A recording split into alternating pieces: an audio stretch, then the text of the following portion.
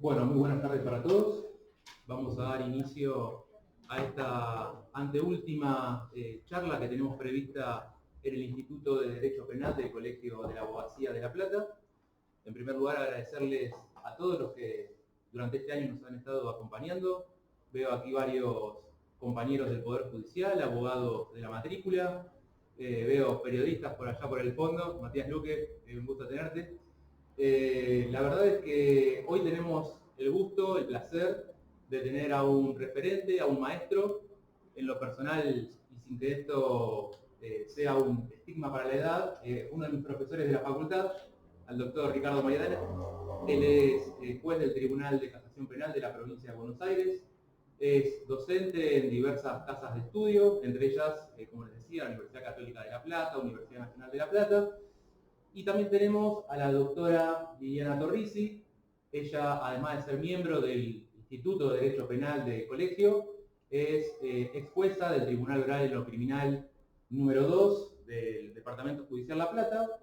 Y estos perfiles son muy interesantes para que tratemos el tema del día de hoy, que son principios constitucionales y derecho penal en relación a la perspectiva de género y los abusos sexuales. Los invito a que, además de disfrutar la exposición de los disertantes que tenemos el día de hoy, con un gran bagaje en lo profesional, sobre todo en la faceta práctica, no solo académica, también aprovechen a sacarse sus dudas, a generar la interacción, el diálogo, que va a ser lo más fructífero para todos. Sin más, le doy la bienvenida al doctor Maidana, a la doctora Torrisi, y le cedo la palabra al doctor. Muy buenas tardes.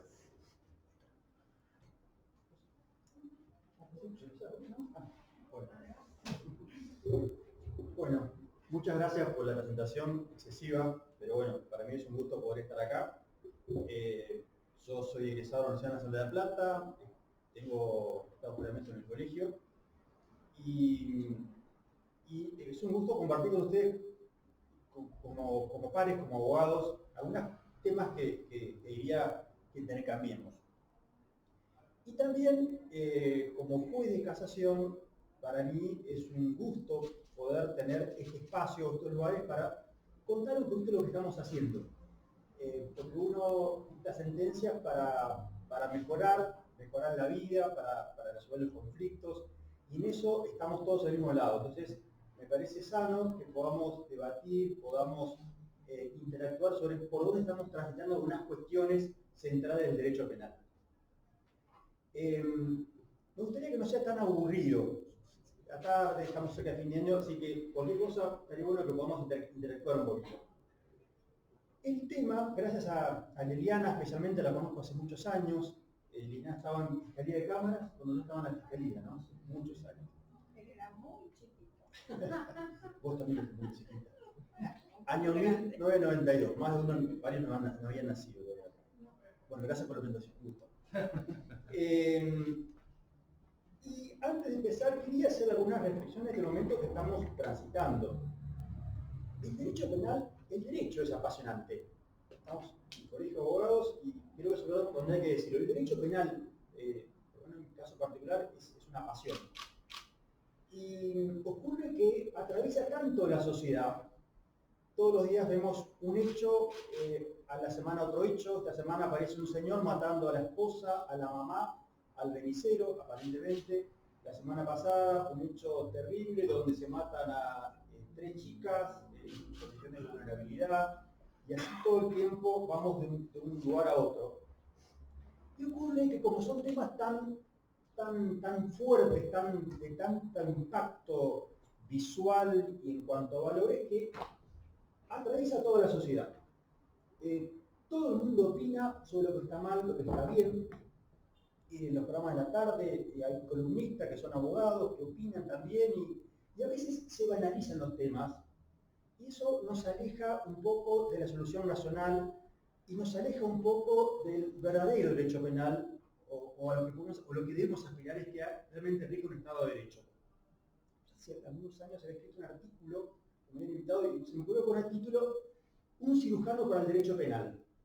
Y la idea era que cuando se trata de o legislar, cuando se trata de aplicar el derecho penal, no es un lugar para que opinen los comentaristas de la tarde, para que opinen las personas que están en todos lados todo el tiempo hablando de todo, sino que es un ámbito de los abogados, es un ámbito de gente que se ha formado para esto y que puede dar racionalidad a la respuesta, y sobre todo si estamos hablando de derecho penal, que tengan presente que es el derecho que tiene mayor intromisión, mayor injerencia en la dignidad de las personas, porque está en juego la libertad, es el bien más preciado, si no existe pena de muerte. Entonces, en ese lugar me parece oportuno que pongamos las cosas en su lugar, y sobre todo en esta época. Y con esto, un poco el título del tema que quería abordar, empezar a hablar de los principios constitucionales vinculados al derecho penal.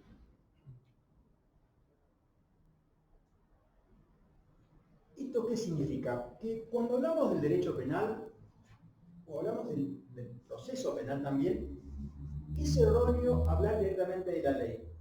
Agarrar el Código Penal y empezar a leer el artículo 1, el artículo 5, las penas, el artículo 34 de las causas de justificación, etcétera, etcétera. ¿Por qué? Porque la legitimación del derecho penal es anterior.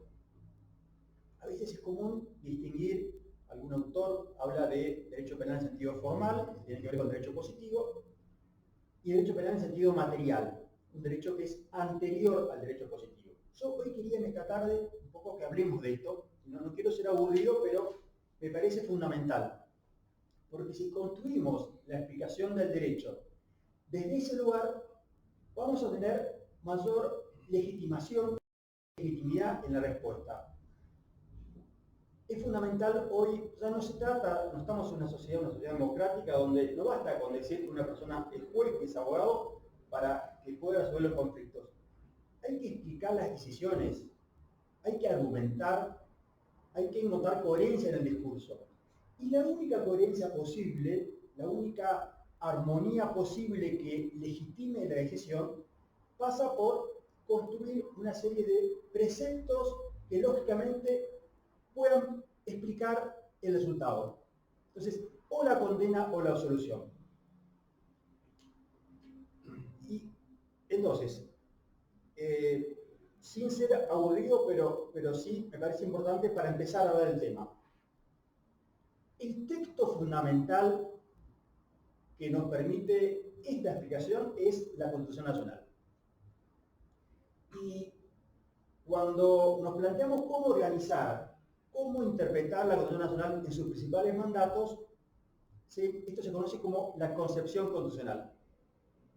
Entonces, la idea sería vincular esta concepción constitucional, es decir, la interpretación, cómo está sistematizada la Constitución Nacional, con el derecho, con la concepción liberal del derecho penal. Un poco este es el objetivo, para tratar entre todos un poco de encontrar una conclusión en la que estemos de acuerdo, que es un tema, por supuesto, que tiene matices, pero que no es opinable en cuanto a su legitimación. Voy al final. La vigencia, me adelanto, de la perspectiva de género no puede ser una cuestión de oportunismo político, de un partido que diga que hay un exceso que no se aplica, pero no debe existir. Se trata en definitiva de tratar la igualdad de géneros. O cuando hablamos del abuso sexual infantil, es un tema que estaría bueno que lo charlemos. No se trata de siempre condenar en todos los casos, sino que el joven, la víctima, el menor abusado, esto es un dato de la realidad. A mí me tocó ser, después de compartir un lugar cercano con Liliana, me tocó ser fiscal en Quilmes, fiscal de instrucción, un departamento judicial heavy, urbano profundo, de muchos hechos, y era común ver a víctimas de abuso. Venía el sistema de la época del Código Cofré, recién empezaba, y teníamos a la versión de la víctima y no había absolutamente nada más. Era común esto que se archive, que se sobresea, con desasosiego con las madres. Me ha tocado explicar, yo recuerdo una anécdota, que una señora me pidió ver, yo era fiscal, con la hija, y le expliqué, mire, señora, no le voy a mentir, yo con usted voy a este juicio en este momento con un tribunal, no tengo chance de condenar, la voy a poner a su hija. Yo le creo a su hija, pero el sistema de pruebas no permitiría lograr un resultado como debería ser. Y las dos personas llorando ante mí, la mujer dijo, si usted le cree a mi hija, con eso suficiente. Me pareció, por un lado, muy importante el contacto con la víctima, condenar a la víctima, pero por un lado una frustración de decir que algo está muy mal. Por esto estamos en 1999, así que bastante atrás, ¿no? Esto, por suerte, ha evolucionado, ha cambiado. Entonces, pongamos las cosas en su lugar. Tengo las mismas experiencias de esa época, justamente. A ver, ponete un pie y contalo, por favor. No. Entonces, lo que digo es, poder hacerse, y adelanto un poquito el final y tal vez lo presento un poco para el debate, ¿podrá haber un exceso de denuncias? Puede ser. ¿Puede ocurrir que en un contexto de una disputa familiar se hagan denuncias por abusos? Hay denuncias que no son ciertas, está comprobado esto, pero esto no puede disminuir, no puede hacer menos importante todo lo que es avanzado en esta cuestión de permitir que la víctima se exprese, poder dar credibilidad a partir de una serie de validadores, si se quiere, de parámetros, sobre todo periféricos, que permiten decir que esa joven víctima, o ese niño, esa niña, realmente ha sido usado y el sistema le cree. No porque sí, no porque no, sino desde la argumentación. Bueno. Entonces, retomando un poco esto y fui al final para un poco explicar cómo podemos llegar a esa conclusión. Si hablamos de la concepción constitucional vigente en nuestro país, advertimos que tenemos que explicar a nuestra mamá, mi mamá no es abogada, le podría explicar. ¿Qué dice la Constitución Nacional? Vamos a hablar de dos propuestas de diseño institucional y dos presupuestos teóricos. Los presupuestos teóricos, todos de algún modo lo entendemos, pasa porque nuestra concepción constitucional desconfía del poder del Estado.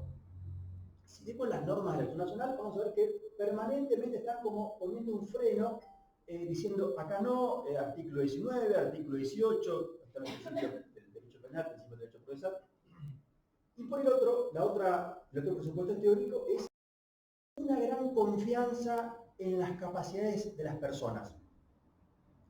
Es decir, la capacidad de cada persona para elegir cómo quiere vivir, qué forma de vestir adoptar, qué sexualidad adoptar, etcétera, etcétera. O si quiere o no tener droga para el consumo. Vamos a un tema ahora de jurisprudencia de la Corte Nacional. Y a la vez encontramos, como correlato de esto, dos propuestas de diseño institucional.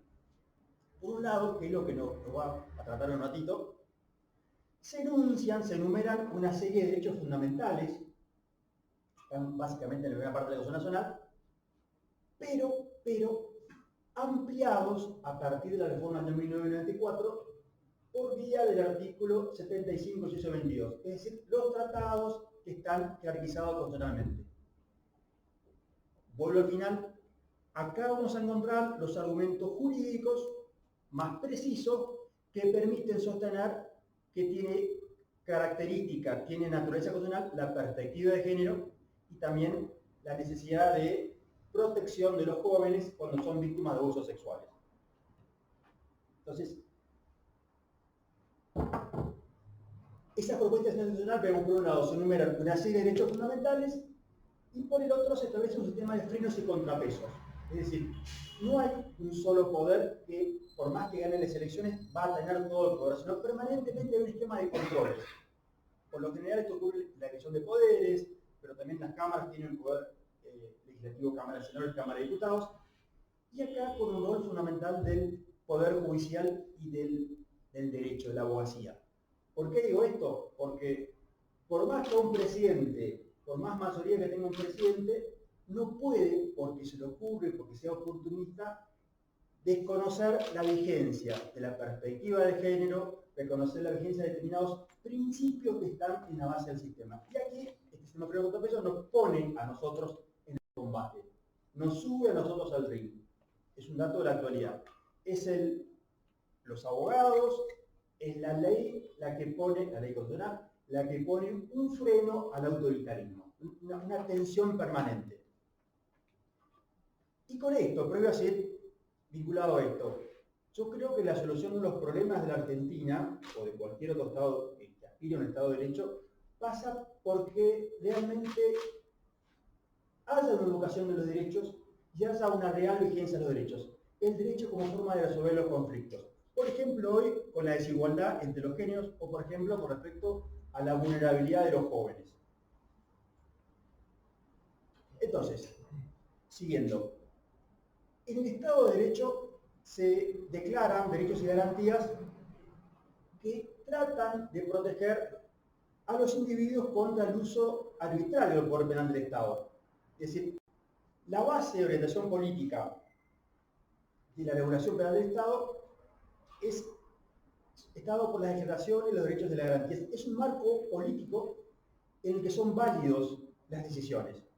Síntesis. Nosotros en casación, como ustedes saben, vienen las cosas más graves de la provincia y permanentemente vienen penas perpetuas. Entonces, para validar esa pena a prisión perpetua, la pena más grave que tenemos en el sistema, tiene que haber un respeto de los principios constitucionales que son los que en definitiva permiten dar validez o legitimación a esa última decisión. Es decir, principios constitucionales que emanan de la ley suprema y otorgan fundamento de validez al orden jurídico. Estamos hasta acá, algo básico, un repaso de derecho constitucional y derecho procesal también, ¿por qué no? Bobbio y Ferraioli cuando escribe su sistema de garantías, hablan que para que en definitiva ese derecho penal, esa punición del Estado sea legítimo, reclama un entorno favorable que solo lo provee el marco político democrático. ¿Sí? ¿Cuáles son las condiciones en las cuales el derecho penal está en condiciones de legitimar el ejercicio del poder punitivo del Estado? Síntesis. El ejercicio de la pena no es más que una parte de lo que dentro de una democracia posibilita entender que la decisión es racional y se ajusta a la Constitución. No solo porque hay elecciones periódicas, si quiere un aspecto formal de la democracia, sino que esa misma democracia se legitima en sus valores más básicos en la medida que haya decisiones de los jueces y de los abogados en las cuales efectivamente se respetan los principios fundamentales. Es decir, un derecho penal que en sus aspectos específicos, en los aspectos sustanciales, en el contenido y en la extensión, en definitiva respete, esté resguardado por estos principios constitucionales. Esto es un único edificio conceptual y es un esquema de principios y garantías constitucionales. ¿Cuáles son esos principios del derecho penal? Si yo les pregunto, van a ver que muchas veces son parecidos al derecho procesal penal. Si yo les pregunto acá, repasamos un poquito cuáles son las garantías en el proceso penal, ustedes se van a acordar perfectamente: garantía de uso previo, garantía de defensa, garantía de inocencia, el recurso como garantía, bueno. Sin embargo, esto que ha tenido mucha extensión y lo vemos habitualmente, en el derecho penal no tiene tanto tratamiento, pero no deja de ser igual o más importante. ¿Por qué más importante? Porque en definitiva el contenido del derecho penal va a ser válido en la medida que respete estos principios. Principio básico, si les preguntara a ustedes cuál es el principio más importante del derecho penal, ¿cuál dirían ustedes? Eso es proceso penal. Está mal, pero vinculado eso al derecho penal, ¿cuál sería esta? Principio de... Eso también procesal, ojo, vamos, está muy vinculado y está permanentemente va y bien. No hay pena sin delito ni delito sin ley. Principio de legalidad, no sé qué dijo, tal cual. ¿Cuáles son las consecuencias de esto? Si quieren, como por fuera de lo que tiene la charla, abordar las cuestiones que tienen que ver con esto actualmente. Prohibición de analogía, prohibición del derecho consuetudinario, prohibición de irretroactividad y prohibición de leyes determinadas o imprecisas. Hoy, ¿dónde el derecho penal, si tienen algo de actualización en casación y los que ejercen la profesión, en el lugar que estén, en el Poder Judicial o donde sea, van a ver que esto está en tensión. Por visión de analogía, acabo de sacar un voto que quedé en minoría, está saliendo ahora. La libertad condicional establece que una serie de delitos no permiten la libertad condicional, pero la ley no habla de delitos tentados o consumados. Vamos a caer la plata. El juez de ejecución entendió que al no haber delitos tentados, entonces un delito tentado no está en los categoría de delitos. La Cámara revocó, entendió que no distingue la ley, entonces se tiene que tener que el tentado también. A mi entender, por vigencia de la analogía, si no prevé expresamente que sea tentado, no podemos interpretar en contra de esa persona que está condenada, pero bueno, quede minoría, pero le pongo un caso que no es raro. Traducido, los que hayan cometido una tentativa de los delitos del artículo 14, inciso 5, lo que es. Entonces, categoría de delitos, para mí, si son tentados, admiten la libertad condicional. Otra cuestión también que lo podemos traer, hace poco se reformó la ley que establece que hasta que no adquiera mayoría de edad los menores víctimas de abuso, no corre la prescripción.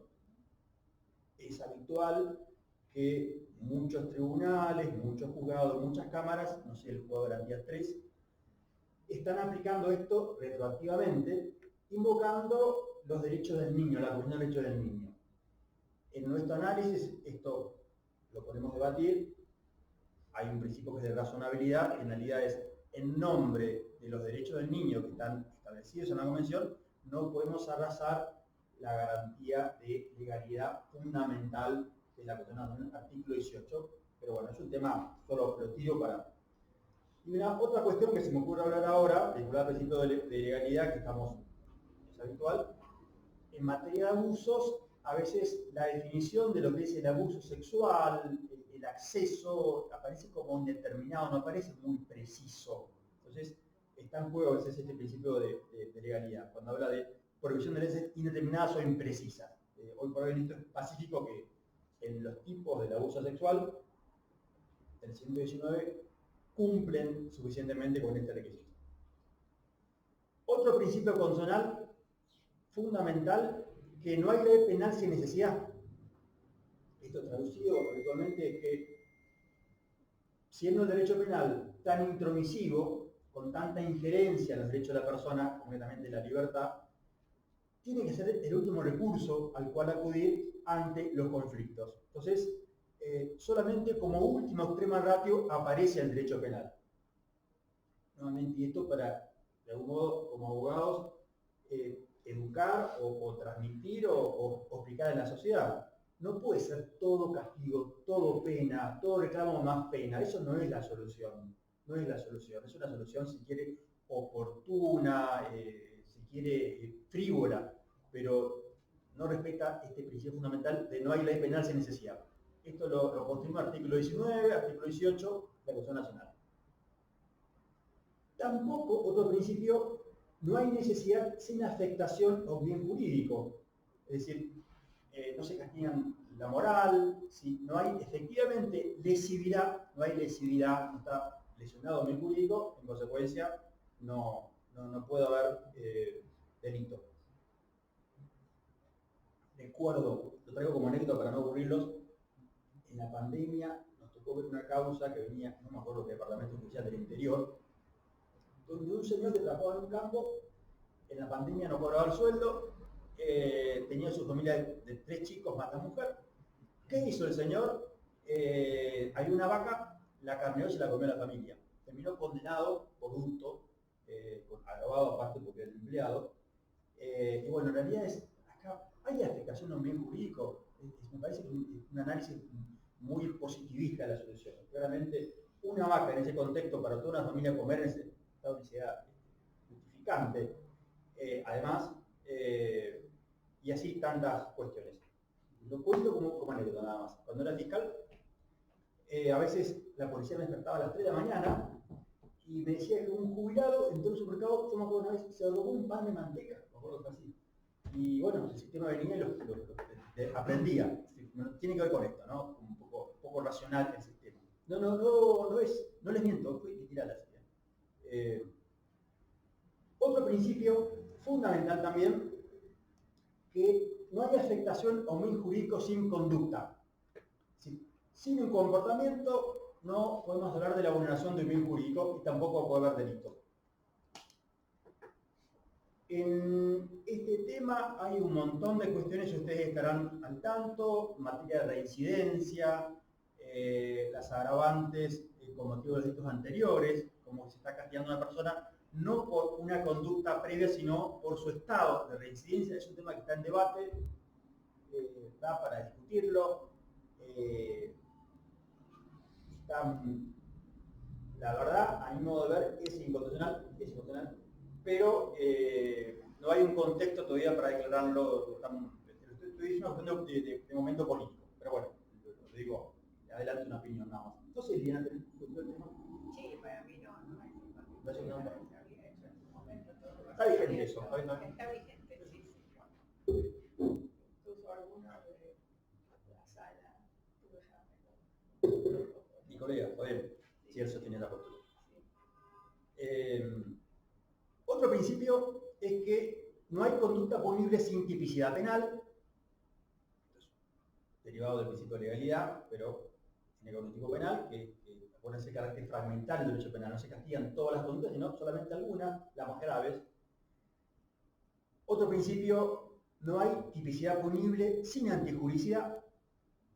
Es decir, por más que se cumpla el tipo penal, puede ocurrir que analizado todos los elementos jurídicos, en definitiva esa persona está realizando el derecho. Concretamente, caso de legítima defensa o cualquiera de las causas de justificación. Y como último principio fundamental del derecho penal, que no hay injusto punible sin culpabilidad. Yo acá les traje un caso que los voy a comentar ahora dentro de lo que es perspectiva de género, donde trajimos en la sala 1, resolvemos la solución de una persona, una mujer que mata sin culpabilidad.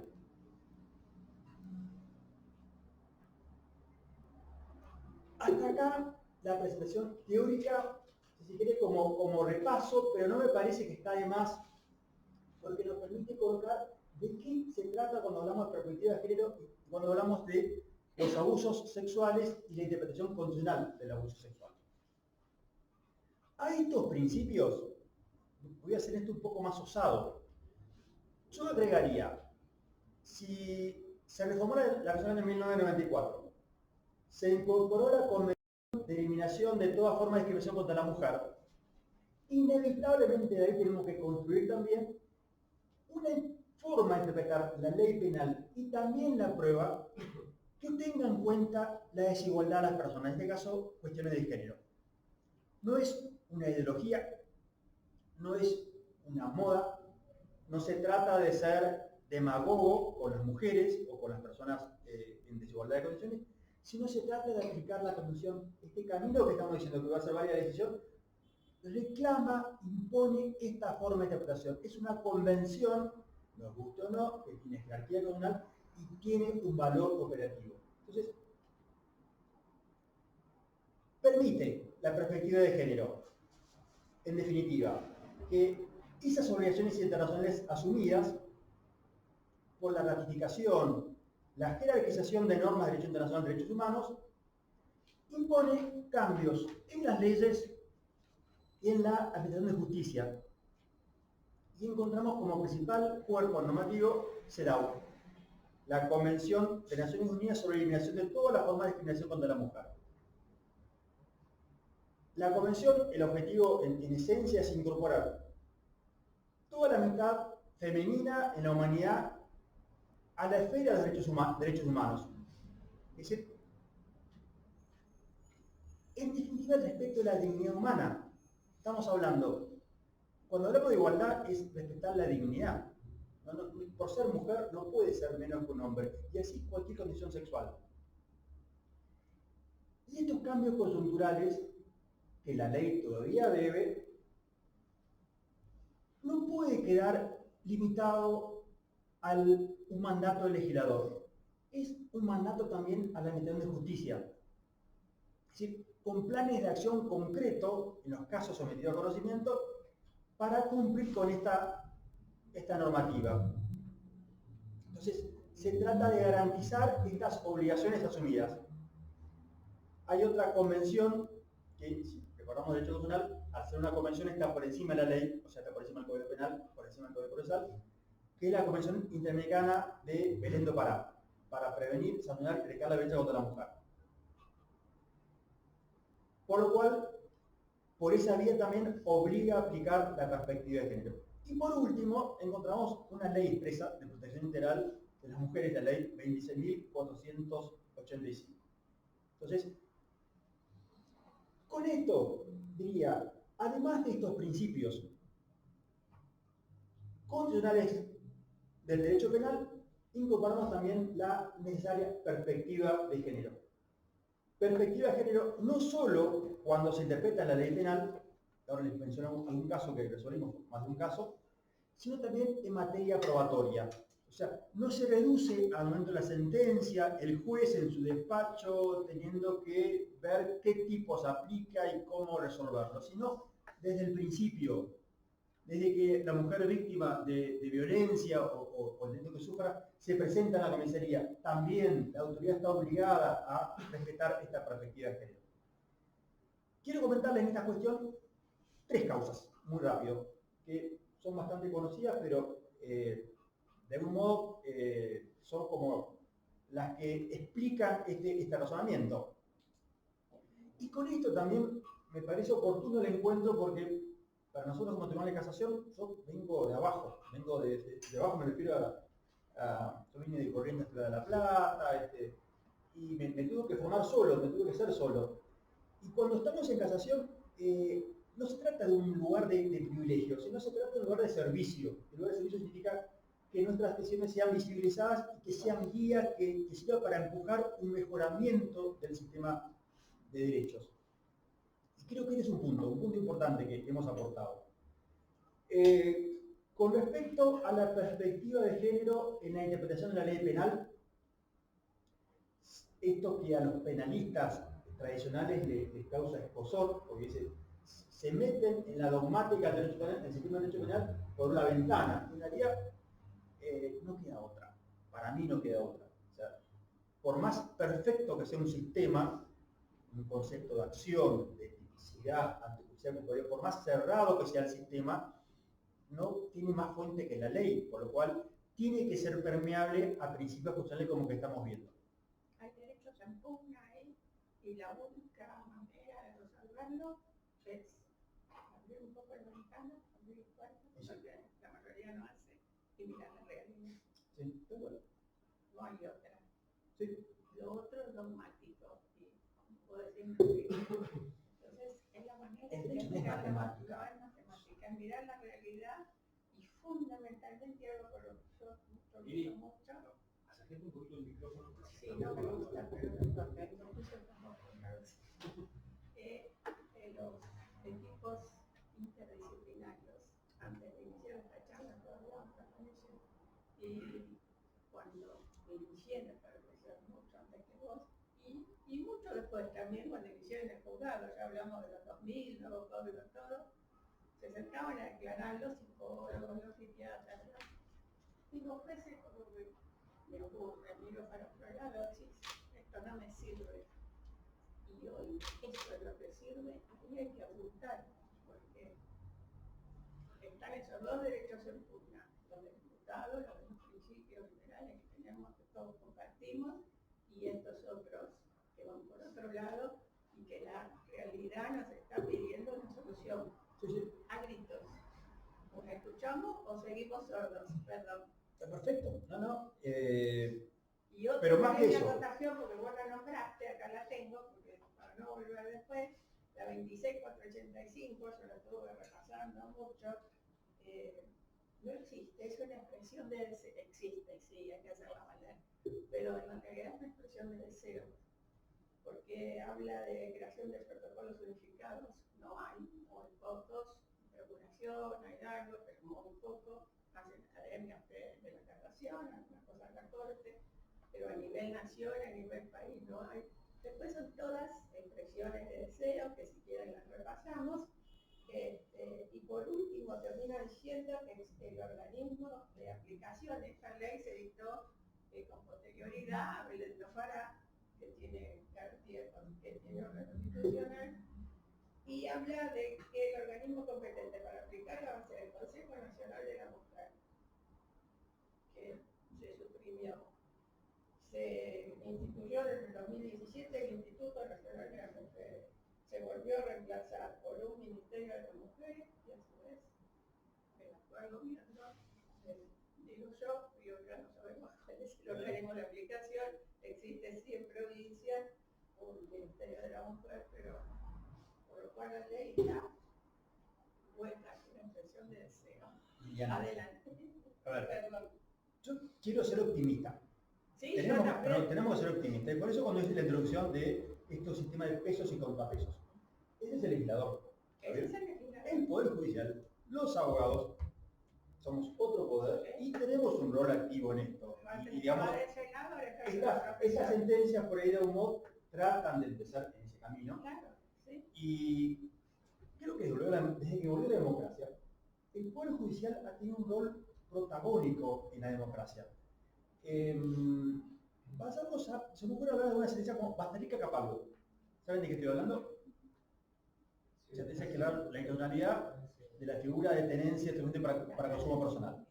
Ante el legislador que invade la intimidad de las personas, un legislador que un poco es un estado perfeccionista, donde quiere que los drogadictos vayan presos, el Poder Judicial le pone un freno. El señor, mira acá, la Constitución establece esto y ahí no se puede entrar. Es el ámbito de intimidad, no causa daño al tercero, entonces no sé. Se me ocurre incluso la causa MG contra Sofovich, Poder Judicial otra vez, ante un señor que, bueno, efectúa unas manifestaciones en contra que afectan toda la colectividad de los católicos. ¿Qué hace la Corte? Trae la Convención Americana de Derechos Humanos y permite el derecho a la réplica. Entonces, por primera vez le da jerarquía superior a un tratado internacional y además esa interpretación fue aceptada en el año 1994. Seguimos, a nosotros nos afecta mucho el caso Casal, se llama el caso Casal, que tiene que ver con derecho al recurso, como consecuencia de un fallo de Obrera Ulloa. La Corte entendió que cuando se utiliza el recurso como garantía, quien lo controla tiene que maximizar el rendimiento del recurso y en consecuencia que sea un efectivo acceso al recurso. Sí, algo que el Poder Judicial está por adelante de las reformas legislativas y hasta incluso la reforma constitucional. Yo creo que por suerte, ¿no? No sé qué les parece. Sí. Yo a veces veo los debates legislativos, son medio problemáticos, ¿no? Pero bueno, yo veo por los reels que aparecen en Instagram y son, bueno. Yo creo, ¿cómo? Son polémicos. Sí, se ve cada cosa que, bueno. Sí, patético. Yo creo que es el último reservorio. El tema es que los jueces y todos los integrantes del Poder Judicial se lo crean. No, pero no solo es la obligación. Bueno, Es la obligación y más. Y creo que todos los abogados tenemos esa obligación en este actual sistema. Estamos en peligro. Como sigo está por hecho. este camino que es el que me es más cómodo, la zona de confort. Sí, sí. Bueno, seguimos. Les hablaba de 3 casos que quería traer. Uno con respecto a la perspectiva de género con relación a la interpretación de la ley penal. Trajo Liliana la ley. Yo la ley penal en la cual nosotros interpretamos es el Código Penal. Este caso fue en Lomas de Zamora, cerca de tribunales. Hay muchos que van a hablar, el caso López se llama, que tiene algunos años.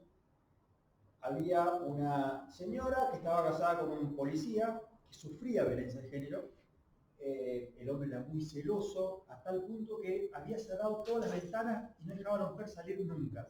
Tenía los familiares que vivían a una cuadra y no la veían por meses. El hombre la golpeaba, la sometía, y una noche, como algunas otras, borracho, la abusó sexualmente, tuvo sexo, incluso usando el arma como herramienta sexual, y se duerme con el arma en la mano. ¿Qué hizo la mujer a la madrugada? ¿Qué habrá hecho? agarró el arma y le pegó en la cabeza y lo mató. Pregunta de facultad. ¿Hubo legítima defensa? Y la respuesta es casi no.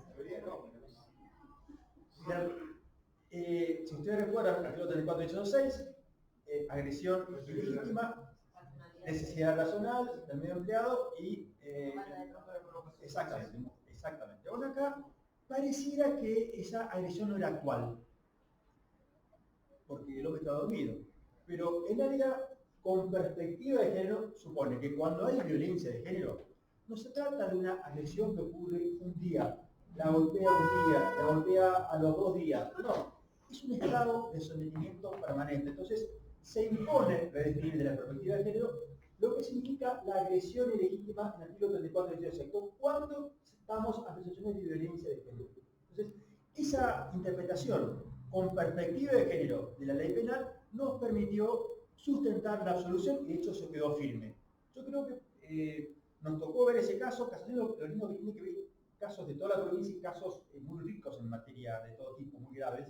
Entonces, ese caso nos permitió explicar esto y más convencido que nunca de que el derecho penal no es un sistema cerrado, estricto que hay que aplicar, sino impone, como bien dice Liliana, abrir las puertas, en este caso, por supuesto, desde un tratado que tiene jerarquía constitucional. El juez está obligado a interpretarlo así. Con el también de la ley de capacitación. Perdón, Volver sobre el tema. había una pregunta ahí. Sí, Yo traje un caso muy parecido, porque a lo mejor la pregunta también tiene que ver, porque así vamos Sí, vaya. y no volvemos. Este fue un caso de un juicio abreviado que yo dicté en diciembre de 2018, el hecho era anterior. Una mujer también que venía en una situación de violencia de género terrible, bueno, llega como en el tribunal, calificado como un homicidio con alevosía, porque de hecho un homicidio, no me acuerdo cuál era, con un encendedor y lo mata. En el marco de una discusión que escucharon ellos y algún grupo muy pequeño que estaba por ahí. La mujer fue detenida, llegó un homicidio calificado y con alevosía incluso, y el doctor Ferreira, estoy seguro que fue de su autoría, bueno, claro, obviamente, la doctora Rivero, me presentan un abreviado con exceso en la legítima defensa. Por eso lo quería traer, porque tiene mucho que ver con el caso tuyo. Bueno, me costó meses, porque a uno también le cuesta abrir la ventana, salir, ver lo que hay afuera y salir de la zona de confort. O sea, a simple vista uno leía toda la causa y decía, esto no puede ser un exceso en la legítima defensa. Pero si uno ya lo veía desde la perspectiva de género, desde esta mujer que todos los testimonios y las pericias que son fundamentales, por eso yo insistiré hasta que me muera con el tema de las pericias, antropológicas, todavía acá, que no son peritos muy usuarios en la justicia. Yo en los casos la tuve, en el caso de una chica boliviana y otra jujeña, porque sus costumbres de vida son muy distintas. Entonces, realmente después de varios meses, una mente rígida como la mía, entonces llegué a la conclusión de que sí, que había habido un exceso, de tener una entrevista previa a la sentencia de la señora de horas, porque nunca había tenido una entrevista tan larga como esa, de la manera en que modifican, que cosifican a la persona, en que la hacen vivir en otra realidad paralela, porque realmente las agresiones estaban comprobadas, eran continuas, lo hacía delante de los hijos, delante de terceras personas, delante de la familia, y esa noche la mujer tuvo miedo, él empezó su reacción, tuvo miedo, tomó lo que tenía a mano, se lo tiró, le tiró el fuego, lo prendió fuego, se murió. Entonces ahí la respuesta del doctor y le pusimos acceso a la legítima, pero creo que le puede haber puesto legítima también. Pero bueno, el acuerdo venía como acceso a la legítima y dije, bueno, con exceso igual salía porque ya había cumplido y salió. Pero realmente un caso que me costó mucho. Cambiando el medio comisivo. Yo soy de, claro, cambio el medio comisivo. Yo soy de otra generación yo soy de una generación que cuando entré a tribunales no se hablaba de perspectiva de género y que todavía hay mucha gente que la palabra perspectiva de género le suena como novela, ¿no? Claro, sí. Todas las energías para ellas ahora y ninguna para él. Hace 5 años, durante la pandemia, yo estuve haciendo una diplomatura en la Universidad Católica que después incluyó Destinos en Europa, la Universidad de Roma, catedrático excelente. Bueno, y él sostenía que el femicidio era era contra el principio de igualdad, que violaba el principio de igualdad. Y recién he visto, hace unos pocos meses, salió la ley, no existía. Es decir, en Italia existía como agravante, pero no existía como figura autónoma. O sea, que países que uno cree que están más evolucionados no lo están tanto. Bueno, seguimos escuchando. Perfecto, son casos distintos. Distintos, pero... Lo que traje eso era como decir que interpretamos la agresión legítima de legítima defensa con este sentido, lo que es la agresión. Y desde la perspectiva de género. Claro. Cualquier penalista se agarraba la cabeza y no. En realidad, otros proponían que había una cuestión de estado de necesidad disculpante, por otra vía del delito. Pero en esencia no podemos pretender, en nombre de la perfección de un sistema, como si fuera matemático el derecho penal, pero el materia penal, desconocer la vigencia de derechos que son superiores. En este caso, buscando la igualdad sustancial de género. 2 casos más, si no les aburre, y vamos al otro tema. Sí. Sí, tenías una pregunta, perdón. La pregunta tenía que ver con esto, o sea, ahí elaboré en base a lo que tenías poniendo. Cuando esta, voy a decir entre comillas, legítima defensa, no la ejerce la mujer que está siendo víctima de la violencia de género, sino un familiar. Un caso hace unos años de un niño, 16 años, que en defensa de la madre mata a otra persona. Y en estos días, hace 2 días, se dio un caso similar, de nuevo acá en La Plata, donde en defensa de la madre mata al padrastro. ¿Cómo lo ves? Es legítima defensa de un tercero, está previsto también. No veo el inconveniente. Habrá que ver la prueba concreta, si es así, pero eso está previsto dentro de la ley. Legítima defensa de un tercero. O sea, es distinto, pero es un tema probatorio. Así que, estoy de acuerdo. Otro caso, lo menciono rápido, hay un montón de casos que para traer. Un caso más emblemático tuvimos yo estuve en la sala cuando era después de a la 1 ya, pero por otra sala. También acá una mujer boliviana, una mujer quechua, que escucharon hablar,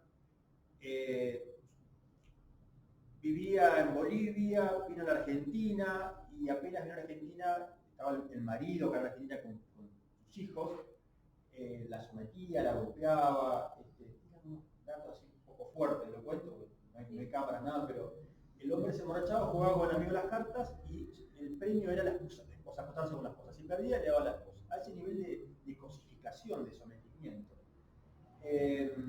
Bueno, la mujer no hablaba español. Síntesis, lo cuento muy rápido. Aparece muerto el marido, sospechosa la mujer. Termina el juicio, cuando final, termina condenado a prisión perpetua a la mujer. Y después aparecieron un montón de situaciones dentro de lo que es la causa. Por un lado, cuando la mujer es detenida no hablaba español, hablaba solo quechua, por lo cual recién al año más o menos que estuvo presa, recién le proveen de un intérprete. Después, en el juicio, la mujer explicaba que había sufrido violencia de género, le pregunta, una jueza preguntaba, ¿por qué hizo la denuncia? Y la mujer dice, fui a la comisaría, pero la policía se me reía como hablaba y nadie me recibió la denuncia. Entonces, acá también la falta de perspectiva en las fuerzas de seguridad, o sea, por el solo dato de hablar distinto, no hablar español, quisiera tomarse el trabajo de ver qué es lo que le pasaba a esta señora y evitaba el conflicto mayor que después pasó. El tribunal, para desacreditar la perspectiva de género, o la violencia de género, dijo, la mujer no probó que sufrió violencia de género. Entonces digo, una mujer quechua, pobre, analfabeta, tiene que demostrar que sufrió violencia de género y todo el Estado no le dio ninguna posibilidad siquiera de que esto se vea si era cierto o no lo que pasaba. Bueno, síntesis, aplicando perspectiva de género acá, y aplicamos perspectiva multicultural, acá era un pueblo originario, con costumbres distintas, un lenguaje distinto, que también tiene que ser aceptado. Esto también es condicional esta adopción de esta perspectiva. Absolvimos. En realidad, dijimos, no estaba con este contexto demostrado que la mujer mató. No es que no mató, no estaba demostrado que él mató. Así que, pero en síntesis, insisto con esto. Un hecho irresuelto, pero el Estado no dio ninguna respuesta, insisto, desde la Fuerza de Seguridad, el propio Poder Judicial que no proveyó un intérprete en tiempo oportuno, en el juicio, el razonamiento, es decir, usted tiene que probar, cuando le es el Estado que tiene que probar. Bueno, una serie de errores, me parece, que bueno, ponen de manifiesto también un poco la necesidad de estos cambios coyunturales que se tienen que establecer. Tercer caso, que los quería traer, el caso de la Agustina, un caso muy conocido, esto fue en Lanús, una causa particular que no apareció el cuerpo de la mujer,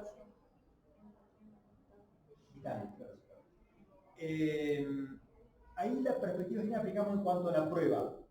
¿Cómo se demostró que la mujer sufría violencia de género? Se logró establecer, por ejemplo, que la mujer cuando volvía todos los días a su casa tenía que dar los boletos del colectivo. ¿Para qué? Para demostrar al marido que fue a trabajar y no perdió ningún rato de otra actividad y volvió a su casa, por ejemplo. La ropa que tenía, siempre tenía que vestirse cuando estaba con él, toda la relación, de negro, con ropa muy, que sea muy conservadora, que no muestre ningún atributo, cambió la forma de vestirse, dejó de pintarse, o sea, toda una serie de datos, si quiere, periféricos que tienen que ver con la prueba, que analizado con perspectiva de género nos pone de manifiesto que sufrió violencia de género.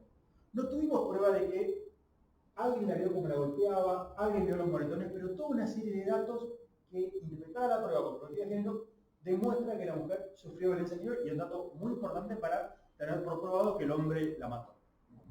Además, hubo otro dato. Había restos de que se había quemado parte de la ropa de la mujer, el teléfono último momento que estuvo en actividad fue en esa casa, no apareció nada más, apareció la cartera de la mujer, más los familiares que decían que cada vez la aislaban más, pero bueno, otra prueba. Acá lo que hicimos fue esto, aplicar perspectiva de género ya no en la interpretación de la ley penal, sino en la prueba. Entonces, esa perspectiva de género, esos cambios coyunturales deben aplicarse de la fuerza de seguridad del principio de la causa, en la tramitación de la causa también, tener en cuenta cuando una persona va a expresar, cuando va a explicar algo que sufre, tener en cuenta esta perspectiva de género. Por supuesto, luego también durante el debate, mientras se trata la prueba, y en la sentencia, interpretando prueba, aplicando la ley penal o cualquier otro contexto. El último caso, lo menciono porque hay muchos casos. Hace muy poco, lo comento al margen, anulamos un veredicto de culpabilidad de una mujer porque no se instruyó con perspectiva de género al jurado. Fue bastante polémico también, pero estaba probado que hubo violencia de género y entre las instrucciones, de hecho no fue una de las partes, el juez tampoco lo hizo de oficio, no estaba a explicar lo que significa la perspectiva de género. Era una mujer que había sido abusada por el papá de muy chica, que a su vez tiene una relación muy violenta con el papá, que un día lo mata al padre, pero bueno, más allá de la decisión final, necesariamente el jurado debía ser instruido con esta perspectiva de género. Y el último caso, que lo quiero... nosotros anulamos. Por el último caso de Elizabeth, perdón, mi colega habló dos veces, que anulamos un veredicto condenatorio de un jurado. Último caso que les quería traer, un caso que tramitó en Bahía Blanca, Reyes, Rosalía Reyes, una mujer que tenía varios hijos, trabajaba en negro en un lugar que vendían pollos, trabajaba algo así como 16 horas por día, tuvo un primer embarazo, el marido la abandonó, tuvo un segundo embarazo, el marido también la abandonó, tercer embarazo, también la abandonó el marido, y ahí estaba embarazada por cuarta vez, y también cuando le cuenta al novio, ¿Dos maridos distintos o el mismo? no, todo distinto, todo distinto. Más allá de la situación que pueda generar, pero en sí es una mujer, digamos, notablemente vulnerable, y el delito por el cual fue condenada fue por homicidio calificado, porque cuando tuvo el último parto, le acusaban que mató al feto, mató al chiquito recién nacido. Cuando nosotros tuvimos la audiencia, escuchar a la mujer, era explotada laboralmente. Tenía una situación muy precaria, digamos, en cuanto a su conformación. De hecho, a veces abandonaba varias veces. Era el único sostén para 3 chiquitos más el nuevo que iban a nacer. En ese contexto, con todos estos datos, entendimos que a la mujer no se le podía reprochar. Aplicamos perspectiva de género en la culpabilidad. ¿Sí? Salió como estancia disculpante, una solución, pero bueno, no teníamos ninguna duda, y es más, hasta el punto que no fue recurrida la sentencia por el fiscal, para que tengan una idea. Pero bueno, y así varios casos más donde aplicamos perspectiva de género. Segundo tema, abusos con los jóvenes. Nuevamente, el derecho penal moderno, ¿sabes? Traje 2 anécdotas de cuando era fiscal, que uno, por más que una persona diga algo, porque no solamente los dichos de una persona, no se le podía creer. Además, algunos jueces todavía dicen, no basta con un solo testimonio, tiene que haber más de un testimonio, si no, no se lo puede creer.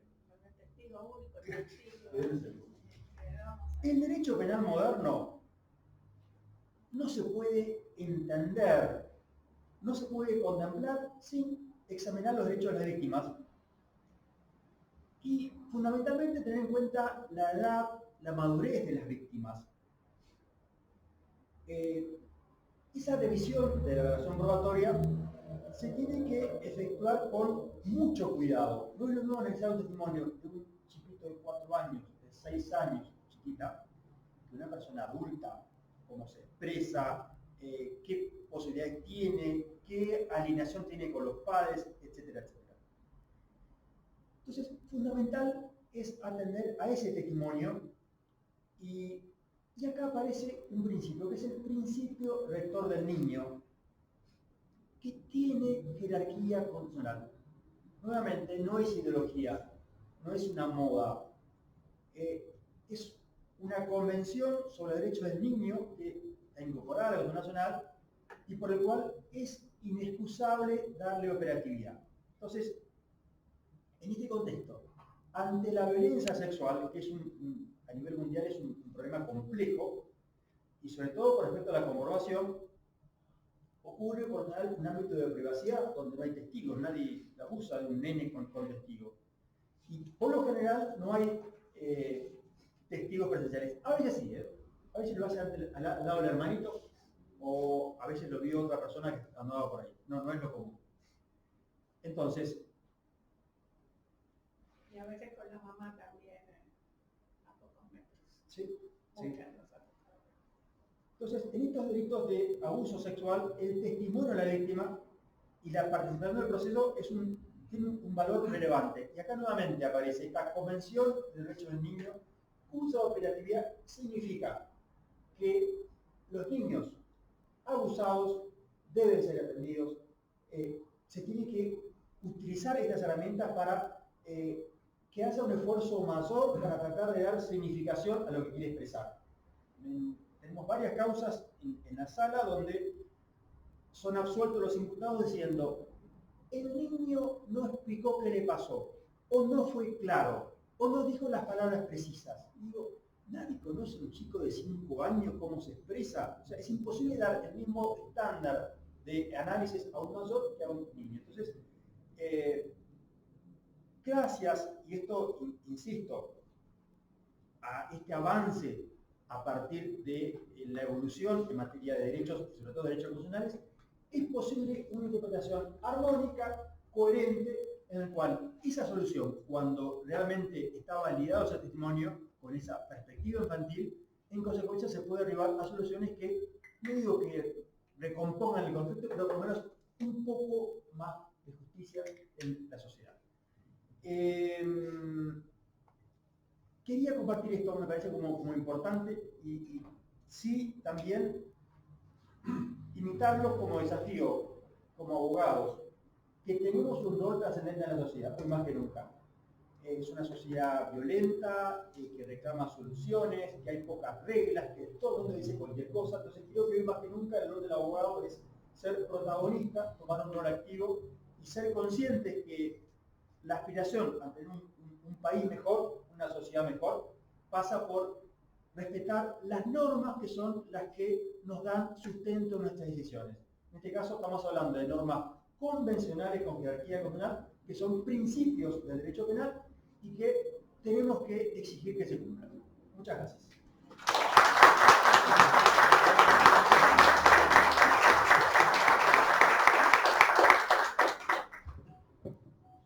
Bueno, abrimos un espacio para preguntas. No sé si alguien quiere realizar alguna consulta o alguna intervención.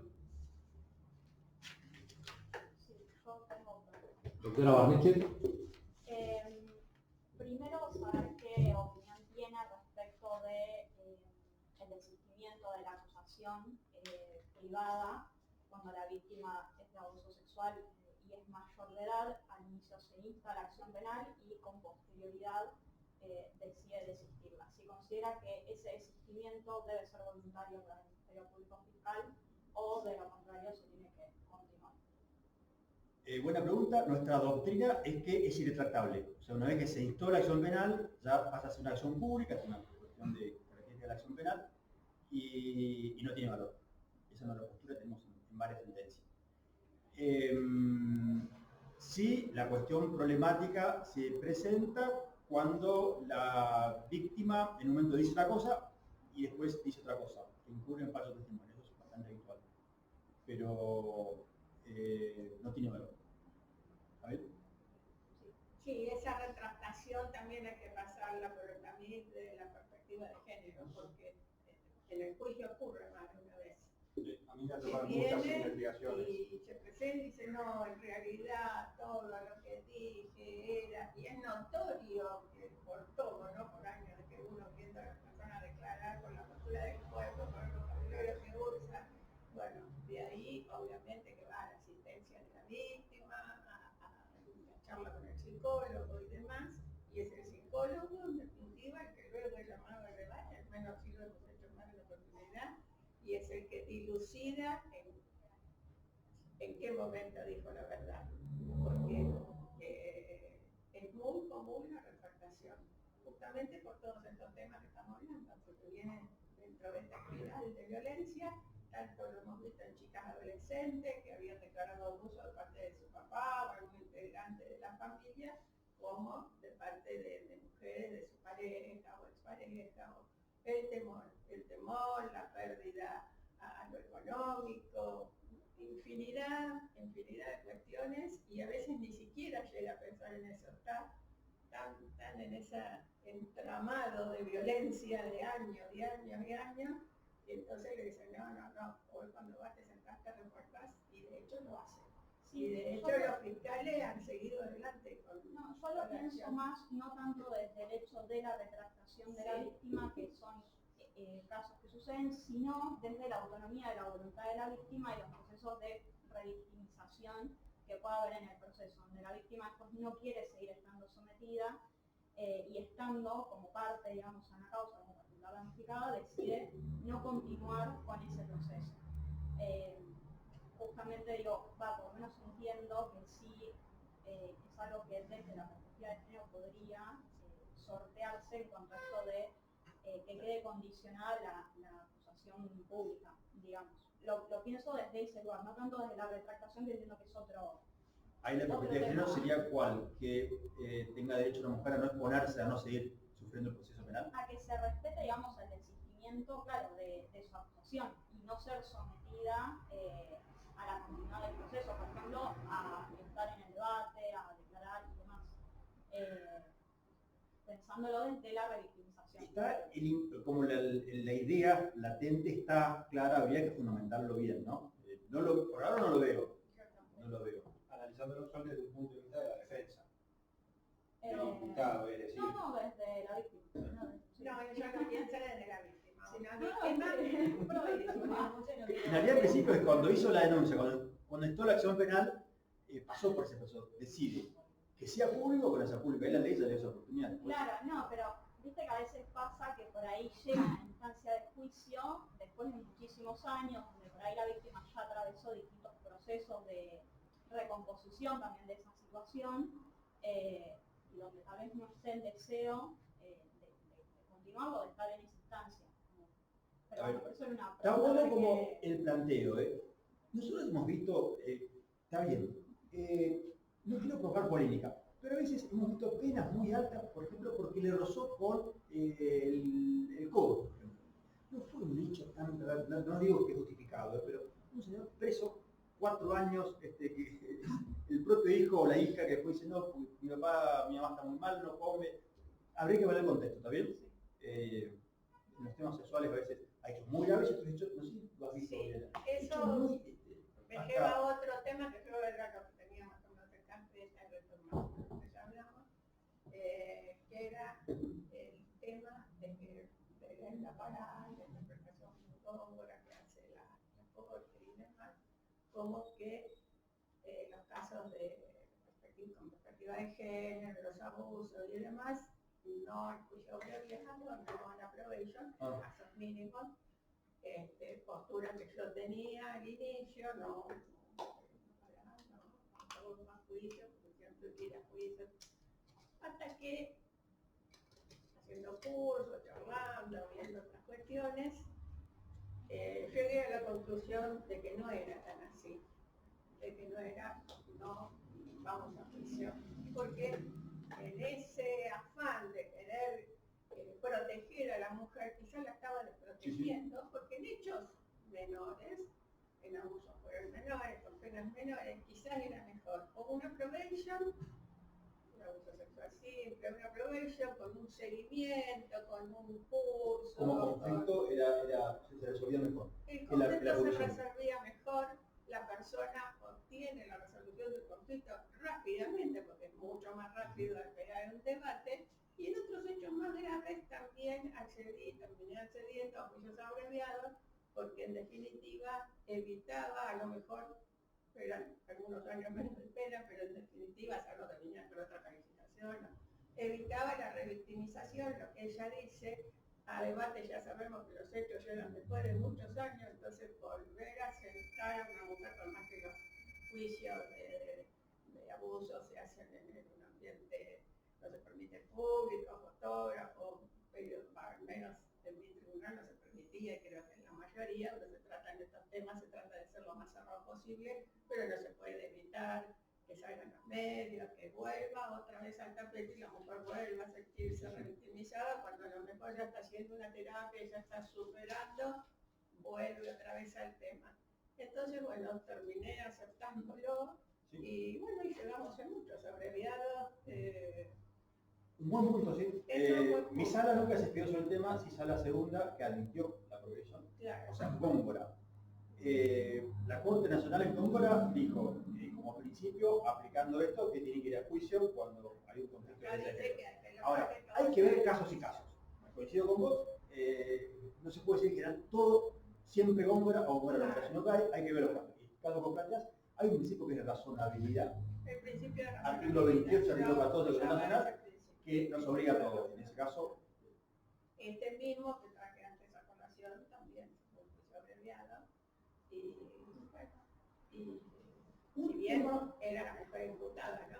Porque es importante tratarlo en la perspectiva de género, no solo con la mujer víctima, sino con la mujer cuando es imputado, victimaria, si queremos decir.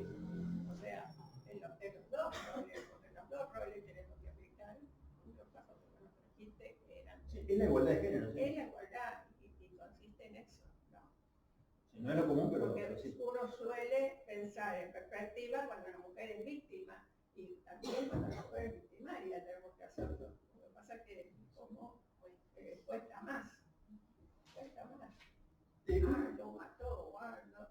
Mira, un temita antes de terminar, que por ahí lo quiero traer. Un tema de actualidad es que en la valoración del testimonio de las víctimas, no basta con que el juez diga sí le creo, no le creo, la inmediación me da la absoluta posibilidad de decidir. Esa valoración tiene que estar fundamentada, o sea, tiene que haber un razonamiento, de decir por qué le cree, tiene que haber un análisis lógico del discurso. Nosotros hablamos de prueba periférica, o sea, que el dato pueda ser persistente, sea creíble, que insisto, y esto lo que reclama es que en las decisiones haya cada vez una mejor fundamentación, porque, insisto, la conclusión es una sentencia de privación de libertad, a veces por muchos años. En casación, Cosa pensable en otras épocas, porque con un testigo único que es la víctima, porque a veces es la única que está. Antes de acá, tuvimos una sentencia que yo tenía como primer voto, y no, qué lástima que no saqué el porcentaje, pero 60% es un abuso sexual. O sea, hay muchos.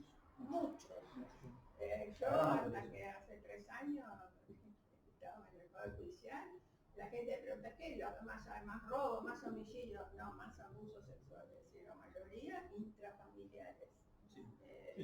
No, el abusador de que todos creen que el abusador es que te agarra en la esquina de noche, no. Sí, el tío. Sí, el tío, el abuelo, el padrastro, el padre. Sí, la mayoría abuso sexual intrafamiliar. Bueno. Y ahora muchos chicos jóvenes también borrados y que después cuesta mucho. En el contexto de una previa. En el contexto de la previa cuesta mucho dilucidar. Hay muchos. Sí, donde ya interviene. Uno está borracha, me pareció, me pareció los factores, el estupefaciente, a veces son dados a la otra persona. Ese tema también es. Pero sí, para mí es fundamental es que hay principios penales que en esto protegen con sana perspectiva de género y también la protección de la víctima de abuso infantil. Creo que es una decisión que se impone, operativa. ¿Alguna otra pregunta? Bueno, con esto cerramos la charla del día de hoy. Le damos un nuevo aplauso al doctor Maidana, a la doctora Corruzzi, muchas gracias.